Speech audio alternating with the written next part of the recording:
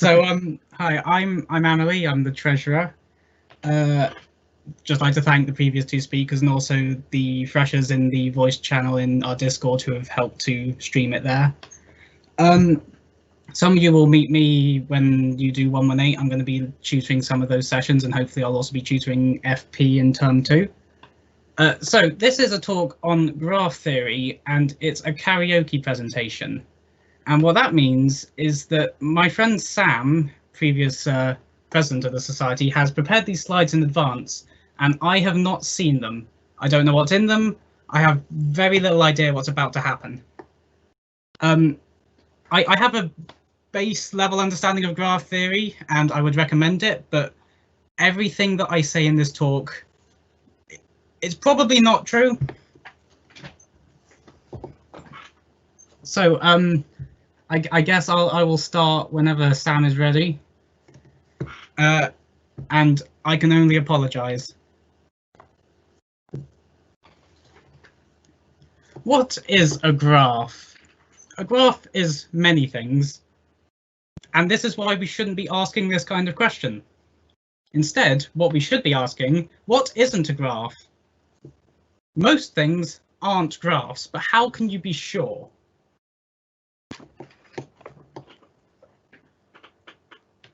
We're about to see a list of things. This is a red square with a white symbol in the middle. This is not a graph because it is a red square with a white symbol in it.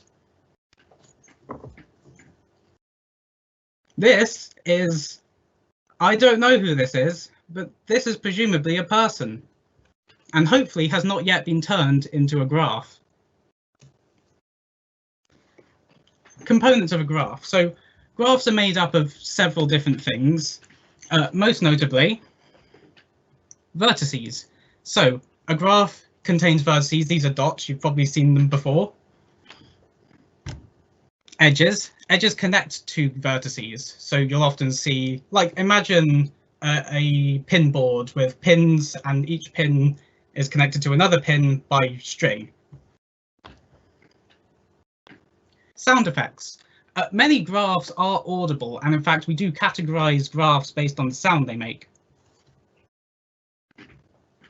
Examples. I will walk you through the vertices, edges, and sound effects of these following graphs. This is the Peterson graph.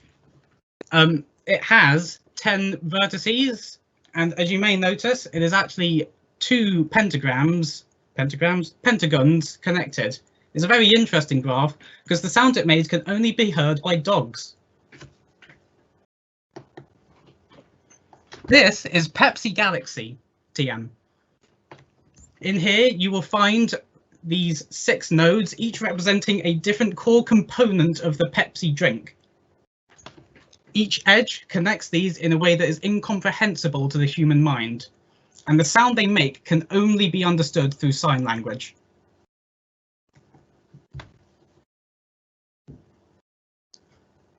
This is the Pepsi universe. So when a mummy Pepsi Galaxy and a daddy Pepsi Galaxy love each other very much, they implode in themselves and emerge a huge explosion of pure Pepsi energy. And this forms a new Pepsi universe with a new Pepsi Big Bang.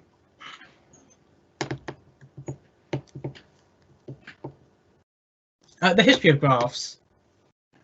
Graphs were invented by Dr. Newton Grafton in the 1930s. It's a very interesting story, actually. His subsequent poem, Ode to a Graph, that thing which I have just invented, was a huge hit. His later poems, give me a moment, I'll think of something. You know what, I've got a better idea.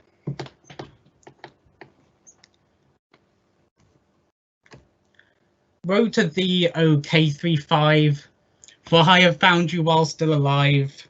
Connected to each other's vertices you are. Oh, K35 doesn't form a star, shit. It's a very beautiful poem, but we do think he made it up on the spot. I will now attempt to recite the second verse from memory.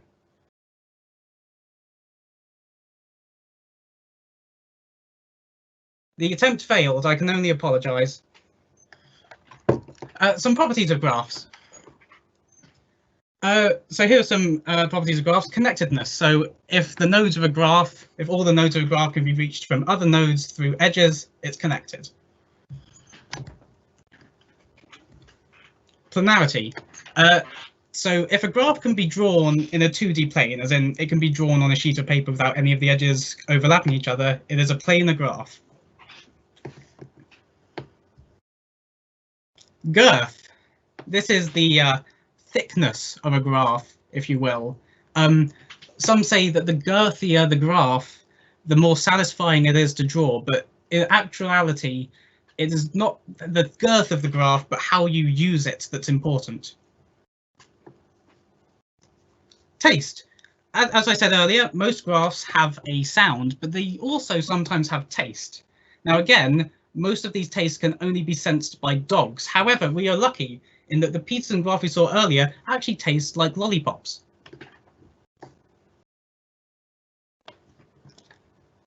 So this is the Peterson graph. It is connected because each vertex can be reached from every other vertex through a walk. Planarity. It is not a planar graph. There is no way to draw this without edges overlapping. Yeah, this is a girthy graph.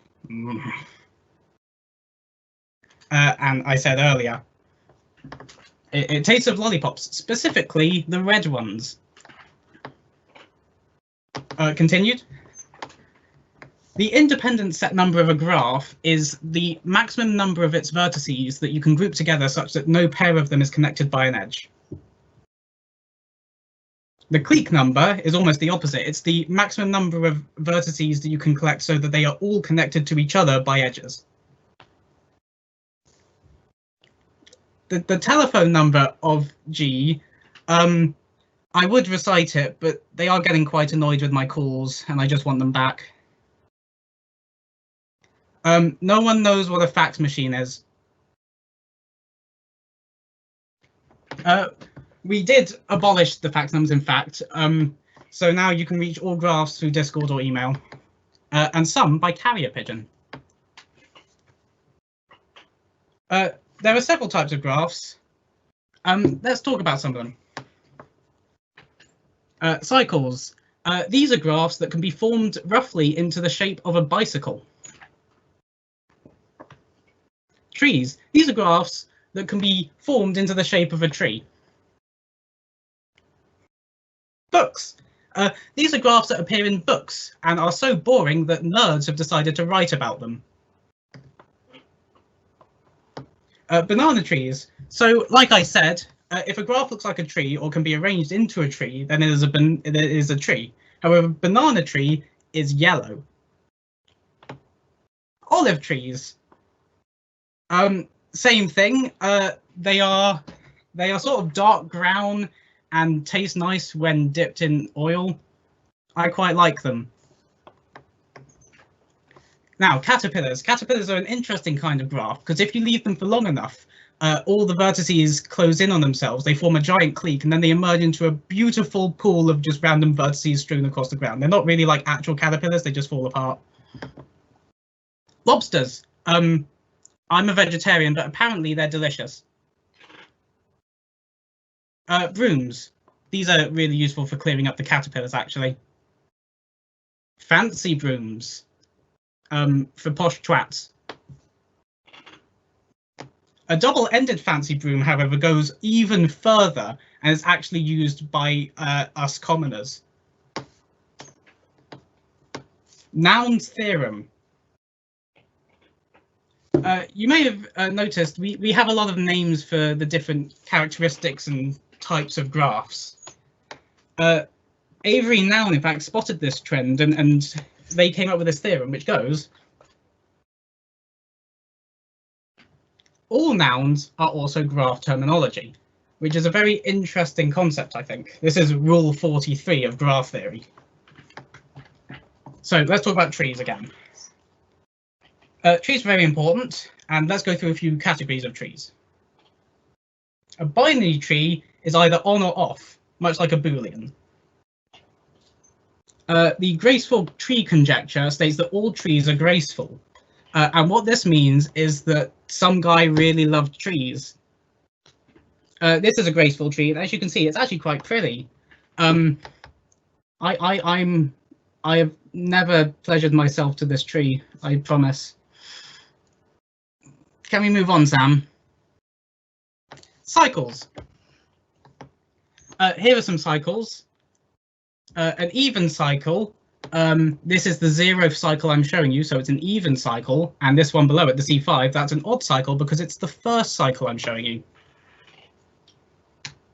A vicious cycle is one with spiky edges.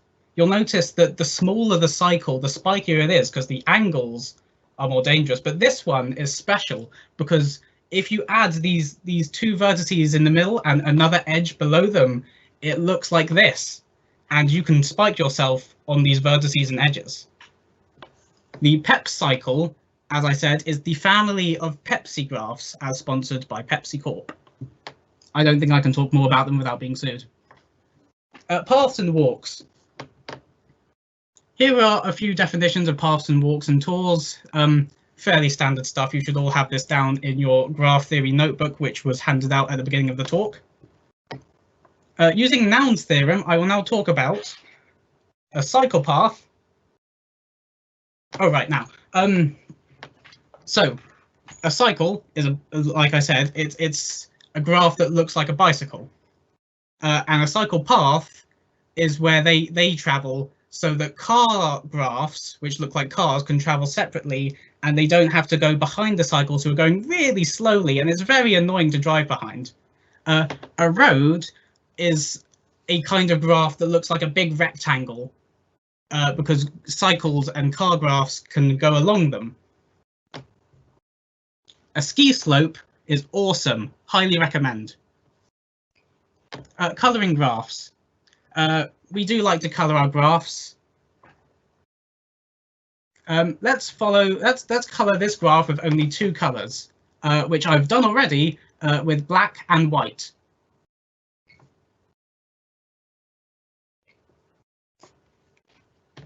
Or like this. Isn't it pretty? Oh, and by Noun's theorem, we do have a name for this graph. It is called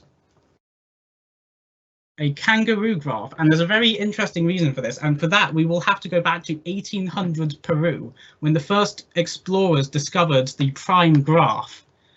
And this prime graph took them on an exploration across the world, leading them eventually through Japan, into France, and then back to Australia, where they saw a kangaroo. And by this point, they were really exhausted, so they just named this graph after the first thing they saw. The chromatic number of a graph is the number of chromatics it has. How many chromatics does this graph have? I will let people in chat talk about it. Let me know what you think.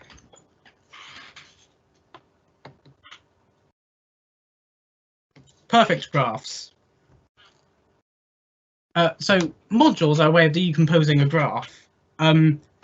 If the modules are good, we say that the graph is perfect, and we don't have any place for imperfect graphs. All graphs are perfect. That's just what we tell them, though. Please don't share this with them. The one perfect graph, however, is of course the Immaculate Conception of the Pepsi universe. Thank you. Here are just some credits. I had no part in this. Sam had no part in reading this out. Please note that any credits that contained the letters N or B were actually done by Neil Breen.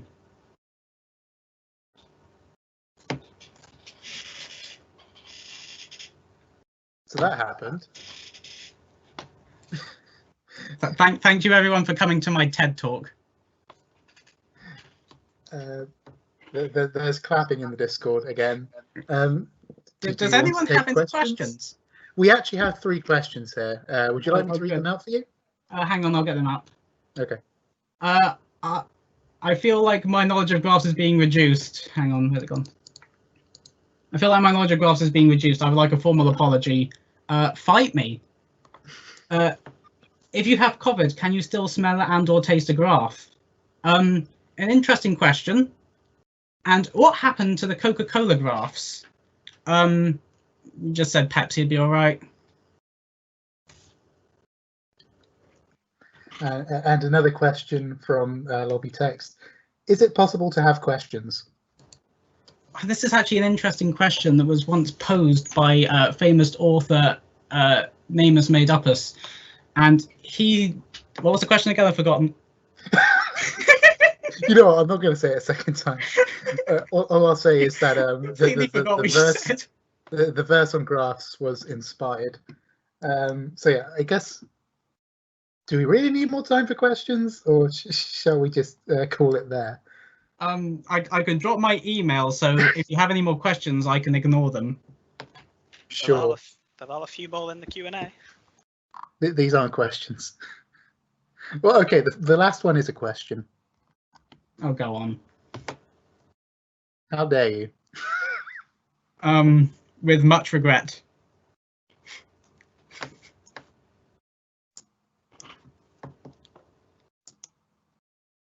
Oh, that's actually a good question. Is there a Pepsi multiverse? Oh, we actually, this isn't joking. We've had a big discussion. So if you don't know, those Pepsi diagrams came from a genuine document that was leaked from Pepsi about how they designed their new logo, and it is insane. It's brilliant. I highly recommend you check it out. Someone should drop a link. And it does end with the image of the Pepsi universe, which did obviously make us consider, does there exist a multiverse of Pepsi? An interesting question with absolutely no applications. For prosperity, I've pinned the link to the Pepsi document in hash lobby text. I believe this is like legal for public consumption.